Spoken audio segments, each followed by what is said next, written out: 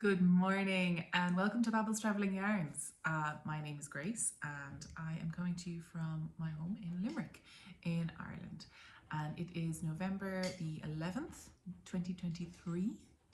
And I'm still amazed at 2023 and it's going to be 2024 in like a couple of months. Anyway, so I want to talk to you today about the festival that myself and Sophie from Shannon Yarns ran, and it was called Let's Knit Festival, and it took place almost 2 weeks ago now. At this point, I meant to ring in. I meant to call or film last weekend, but the weekend got away from me because, again, I've been putting off so much stuff from the festival, for the festival. So, first off, I just can't believe how well it went. Like, it went so well. For the first time either of us have ran a festival. Like, we've both been vendors in festivals before, but we've never actually ran festivals. I've ran a couple of yarn markets, which I did slightly differently, and I've ran retreats and I've organized a couple of different events. Hello, what are you looking for? Do you want to come up and say hello? No, that's Peanut. It's one of my cats. But this was the first time actually running the festival, and it was such a huge learning experience. And I really value all the experience that was gotten from our vendors, from wonderful people, wonderful yarn festival organizers like Lisa from This Is Knit, and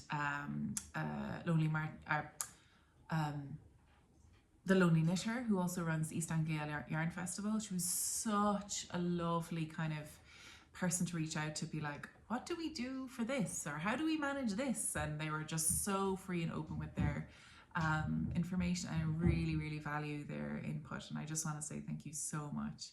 And as well, of course, our volunteers, who previously had been volunteers at big events like This Is Knit as well, and their experience was absolutely fantastic, like really, really good, and invaluable. Now, we did learn a lot, and I definitely learned that we need more volunteers in order to spread the load a little bit, because it actually ended up way bigger than we thought.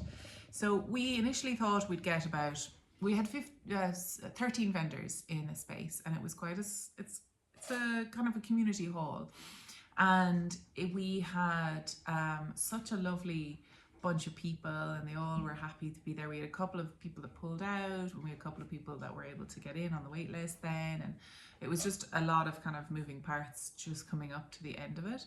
And I was like, oof, after watching the disaster of Woolen Folk, I was just like, oh god, because that was a week before our event, and I was like, let's not, oh god. So anyway, I was doing a lot of panicking and prepping, and I think we did okay for our first festival, but again, so much to learn. So we definitely want to continue on and do it next year as well. So if you're interested in learning for next year, in coming over or vending possibly, then definitely sign up to the newsletter, and I will pop it down below. You'll be the first to know when the vendor applications open, and for more details of where it's going to be held. We do know that we need a larger location, larger venue space for accessibility, but also more vendors, more food options, and just more, because there is no current festival being organised in Ireland, yarn or fabric or craft festival, that I'm aware of. If you do know of one, tell me, because I'd love to go. The Knitting and Stitching show has actually, they're not coming to Dublin anymore, which is such a shame. They're going to Belfast instead, and I think it's a Brexit issue that the VAT or tax, I don't know, there's just a lot of companies that just weren't going to take part if it was going to be in Dublin. So they've moved it to Belfast next year, and they're not coming at all this year, which is a big shame, because it was a big show in the RDS in Dublin. Now, the idea behind our festival was small, local, kind of bring people to a rural part of Ireland that maybe you wouldn't have an opportunity to come to for any other reason, and kind of also boost the economy of the area just when it's starting to go into its winter phase of kind of scant employment really, because it's such a seasonal location, the West Clare. It's a very summer oriented area, so it was really nice to be able to bring a lot of people and support to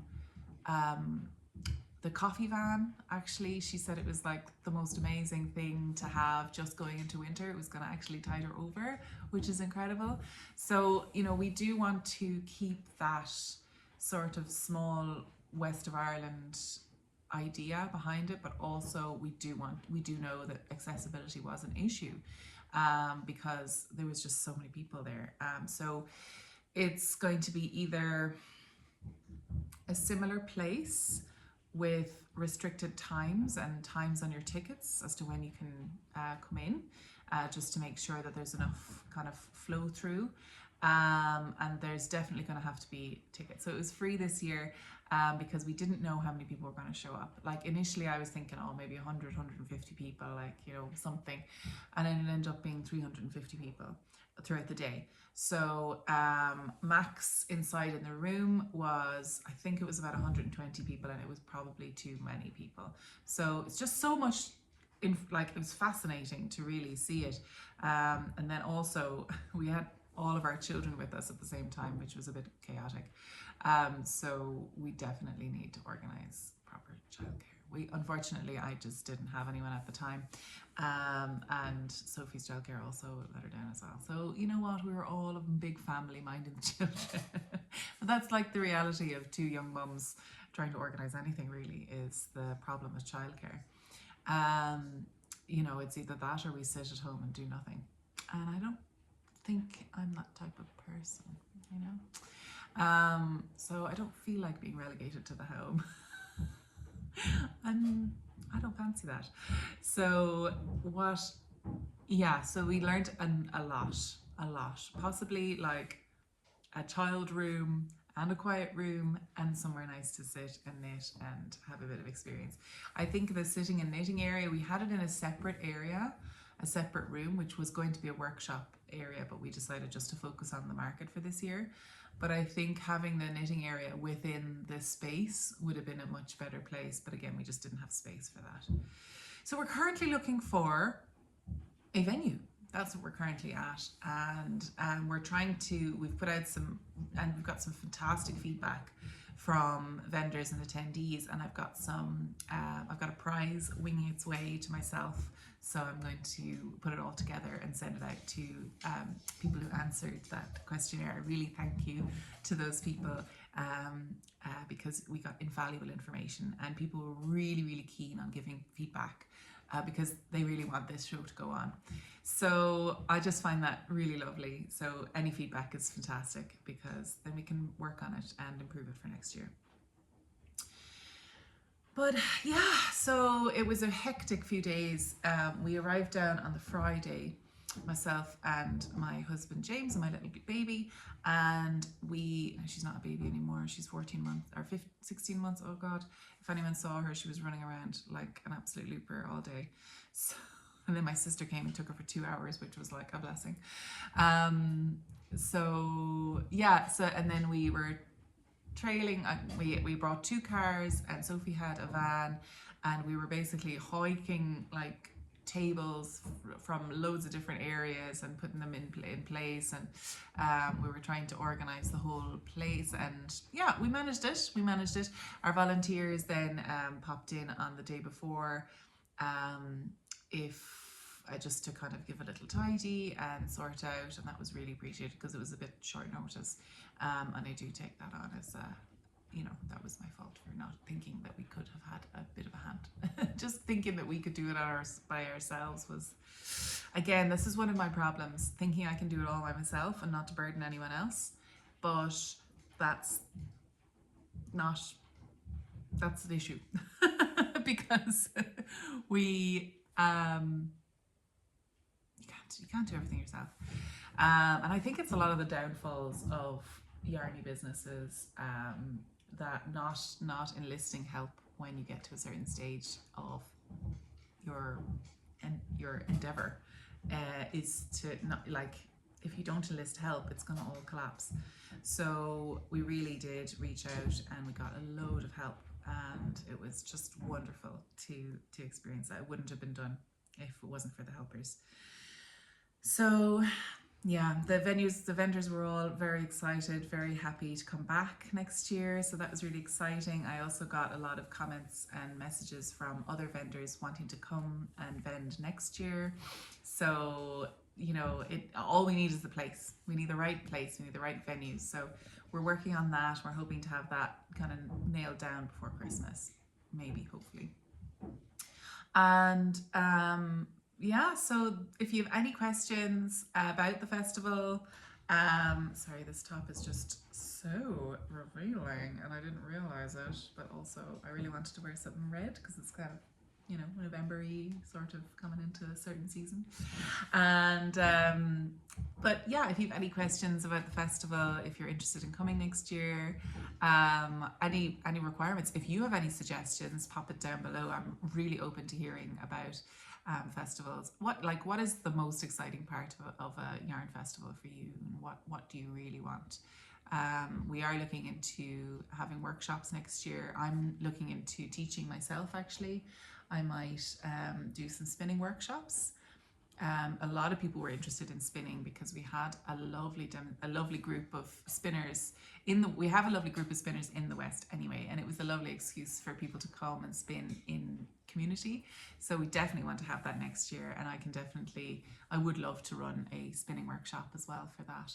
But yeah, so that's one of my ideas. We also have ideas, you know, for other workshops and talks about the different vendors that we had, especially the designers. I would have loved to have those do some talks about their work. So I hope that that will be beneficial to them. Well, we'll see. Anyway, these are all kind of thoughts in my head. I'm kind of just word vomiting it out. It might not happen, but sure, look, it's a year ahead. But just to know that we are thinking about it, me and Sophie are like constantly texting ideas. We're so fired up. It's so exciting. So I just want to say thank you so much to everyone who came, everyone who organised buses, everyone who, you know, rocked up for the weekend with their families, hauled their families in. We really appreciate that because it was great crack. It was really, really fun. And, you know, credit to the spouses. You know, you did a fantastic job. We even had one of the spouses of the vendors chip in and do a bit of parking, like amazing. Just lovely, lovely community. And I have him booked in next year now for parking as well, so that'll be good. As well as my own spouse out there in a high-vis jacket, as if you'd miss him. But anyway, because he's 6'8", so. Honestly, you just pull everyone in at that stage. So yeah, so I unbelievably didn't really get much. I was too busy running around like an absolute lunatic. Now I did order some afterwards from Lonely Martin Yarns. I got some lovely bulky weight, which I really want to make a few hats for Christmas for people. So that's hopefully my plan. But I'm going to show you a little bit about what I've been knitting in the meantime. What I did get is some knitting needles. I got some knitting needles from Olga's Own Craft store. I got these beautiful Knit Pro Ginger wooden needles. They're really beautiful. Now I am kind of not really a fan of wooden needles, mostly because I sit on them and break them. I do like metal most of the time, but I had a lot of, where are my other ones? Oh gosh, is it gone? No, hang on, 2 seconds, I gotta find them. There they are. So these are the Knit Pros, and this is a 6.5mm needle, and it's ginger, so it's kind of like a red kind of rosewood. What does it say on it? Unique stained finish tint, most smooth part. So it's not a rosewood, sorry. It's just wood.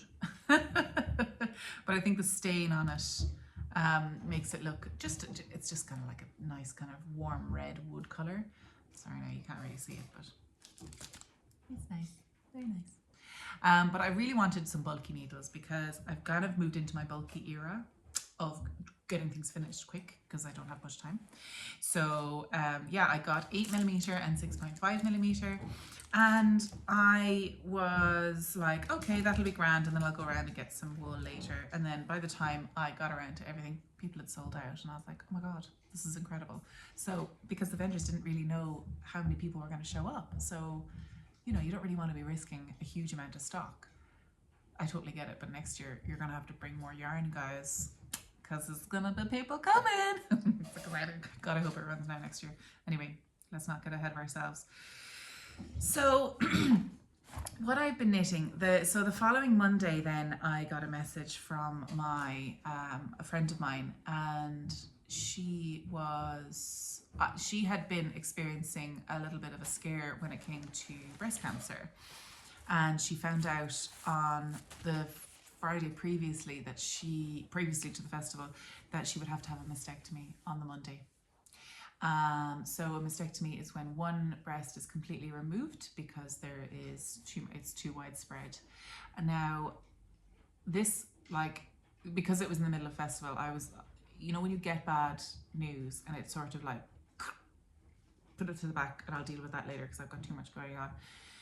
So in the following week then I just felt like I needed to do something, and I work, in case you don't know, I am a radiographer, I'm a mammographer, so I do breast screen mammograms, and I do them in the local symptomatic breast unit. So I see people like this all the time. So I had an idea in my head for a long time, maybe 3-4 years ago, before I actually even worked in mammography, to make up this pattern called knitted knockers. And a lot of people know about this already. And do I have the pattern? Probably not. I did print it. Hang on 1 second. No, I don't have it. So anyway, this is what it looks like. I've just finished off this one. It's quite big. I made one for her and I sent it off down to her, but this is a bigger one. Huge! But I do see women with large breasts, like, you know, so I wanted to make a few of every size. And the pattern is very specific in the type of wool that it says. So a lot of the time it's cotton, and acrylic is apparently only used for swimwear prosthetics. So I had a lot of this very soft baby yarn. And I said, listen, I might just make some of these and send it off to my friend, and she can get the official ones if she wants, but you know, I'll have a little look and see. And then I started making them, and then suddenly I've made loads. And I went up to the breast unit and I said, listen lads, if I just made a few of these, like, would they be any use to people? Because it's really soft. I know it is acrylic, but I only filled it with polyfill. So it's washable as well. Like, cotton is washable too. And acrylic, I suppose, it depends on I don't know, I suppose there's lots of options. I suppose to give people options. And I just had loads of it because I wanted to make like a jumper out of it or something, but it was just Aldi yarn. Chunky baby yarn. It was just a nice colour, and it's sometimes nice to make amigurumi and stuff out of it. So I went up anyway, and they were like, oh my god, we would love that, because people always take these instead of the silicone prosthetics because they're a lot lighter. So then they gave me the samples of the sizes that are most commonly given out. So this is a size 2. So it's effectively like a B cup.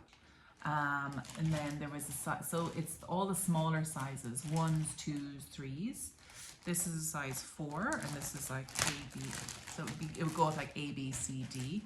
So this is a D cup, which is a lot smaller than when I sent my friend, and she was a D cup. And this one is a size 3. So this is a B, C cup. So a little difference between the two, not much really, to be honest, very small amount. But yeah, so the smaller sizes were more useful, which I found very interesting because I can whip up the smaller sizes in about 15 seconds. So yeah, I was thinking if people were interested, that you could actually send them to me, and I will give them out to, I will send them into my contact inside in the breast unit. And it might be useful for people to have, if people wanted to donate, or if people wanted to send them in. They're actually a lovely little project. So I first started knitting them on double pointed needles, and I reconfirmed my absolute hatred for double pointed needles. The pattern is free. It's on knittedknockers.com. I'll pop it down below. So you basically put like 4 stitches on I think you cast on like, 12 stitches, and then you split it so 4 stitches are on 3 needles. And because the pattern is basically 3 sides, you have one. It's quite a handy pattern if you like double pointed needles. Maybe it's just because these are bamboo, I'm not sure. Maybe if I had steel ones, they might be easier, I'm not sure. Anyway, so you use your 4th needle, your extra needle, to knit around. And you start at the bottom here. Sorry, put that in. So you start at the bottom there, and you start with 4 stitches on here, 4 stitches here, and then on one round you increase at the end of the needle, increase here and increase here, and then on the second round you increase on both sides. So when you start the needle, you increase here and here, here and here, here and here. So round 1 you increase by 3 stitches, round 2 you increase by 6 stitches, and then you just repeat. So you end up knitting this kind of a flat surface, and then you knit, you purl 2 rounds with no increases all the way around, and then you decrease at the end of every needle. So you end up, you knit across here, decrease, knit across here, decrease, knit across here, decrease, and you just do that for the whole way up until you get to like 2 stitches at the end of each needle, so there's 6 stitches in total, and then you just bind off. And that's, you can either make a nipple, or I didn't actually pop a nipple on, but it still kind of looks like a nipple, so it's fine. Because they'll be popped into bras, But the best thing about these is that you can stuff them or unstuff them as much as you like.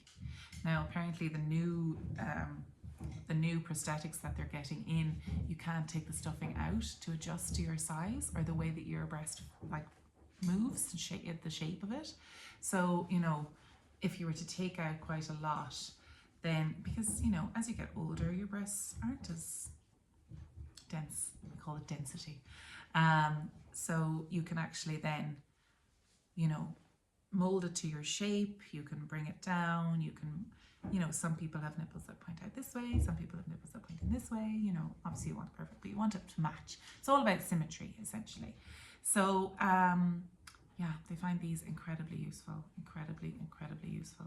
And it's just to fit into your clothes and feel normal, So, I'll just stuff this up. And thank you to Heidi, actually, who gave me loads of this lovely polyfill. So, the polyfill she uses is actually from a pillow. She bought a new pillow from like one of those Euro bargains or something like that. You can buy giant pillows and get the polyfill free. So just in case anyone needs a little hot tip about somewhere cheap to buy polyfill, you can get like a pillow from like a dollar store or a pound shop. So yeah, that's what they look like. Now, I used this color. You can use whatever color you want, but they do tend to go for skin color, obviously, just in case they're wearing like clothes that you can like peek in. Do you know, you'd want to have a kind of very similar kind of color. So depending on your demographic in your area, you might want like darker brown colors or things like that. But we mostly have white women in our facility, but I do want to definitely get some more yarn in darker skin tones. So just to make sure that I can just make sure that everybody gets an option. But, or maybe you need a spray tan, I don't know. There were some women in Limerick. Anyway, so yeah, this is my Saturday. I'm gonna knit some more. I might I really need to cook actually. I'm working tomorrow. And we've just started personal training sessions. Me and James have just done 2 this week, and we're dead people, absolute dead people, unconscious. So that's kind of taken up our evenings a little bit. But to be honest, I was just sitting in bed on my phone anyway, so I might as well try and get a little bit of strength back in my body. Because at this point I want to just make sure that I'm able to run around after her. But I just wanted to show you one other little thing that I got, little stash enhancement. So I was in Lidl, or Aldi I think it was, and I saw these little Christmas patterns. Oh, they're so cute. Look.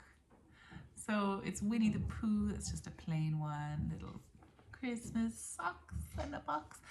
I have this idea to make like a little Christmas stocking. I think that'd be so cute.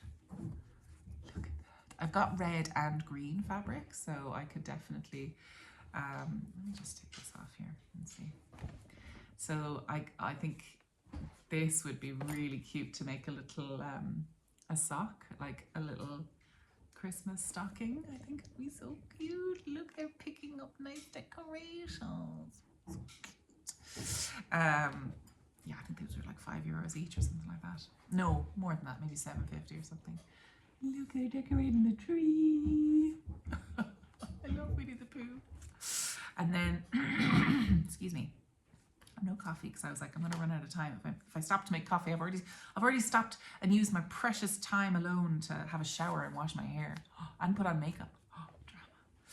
And then we've got some cute little things. So I might make a little, I don't know what I'm going to make. Oh, I'd love to make an advent calendar actually. I think that'd be really cute. You can get like kits, can't you? But I don't know when I'm going to get time to do that, but sure, look. Very sweet. And these are fat quarters now. They're all cotton, 100% cotton. Are they? Hang on. Yeah, 100% cotton. Great. They're quite a rough cotton though. Sure, look. If it's, you know, and this, I just love this. I think this would be really nice to have like a decoration, like a table runner or something, you know, or I might make like little mats for the table. There's 6 of them. That's cute. Oh, look at this one. It's so cute. Little houses. Little houses. This is cute as well. Little Christmas trees. Snowflakes. Oh, I love this one. Oh, this is another one with the houses, but like just reverse. Oh, it's so sweet. So yeah, I am quite excited. I'm going to do something with that. I don't know. I feel like I need to really properly make time for these. I need to wash them, but the last time I washed them, they all turned into absolute like stringy messes. So should I use the pinking shears on the edges before I wash the fabric? Or how do you wash fabric without it getting into mess, like all the raw edges just get into real sticky mess? If you have tips on that, I would really appreciate it. Aldi. It was Aldi. So crafty. So if anyone is looking for some cheap and cheerful, cute little fabric, very sweet. Yeah, there's the middle aisle for you. That's all I'm looking at these days. And yes, so I just want to say that we are going to be having a giveaway on the Let's Knit Instagram page, and when we hit 1,000 followers. So we're kind of there, but if you are interested, head on over to Let's Knit Festival Instagram and sign up, subscribe, whatever it is, become a follower, and you'll be in for some lovely prizes. I've got some lovely prizes coming from Eve Chambers Textiles and from Wild Wool Way, and also from Lonely Martin Yarn actually as well, because I won't knit all that yarn, so I got some pretty yarns for you too. So that'll be very exciting. I also had some fibre which I was going to wrap up and put on Sophie's stall for sale, but I just never got around to it. So that might be also on offer for in the prize as well. So if you're interested in winning the prize, head on over to Let's Knit Festival and become a follower and sign up there, and good luck. I love you lots. I'll talk to you next week. Bye.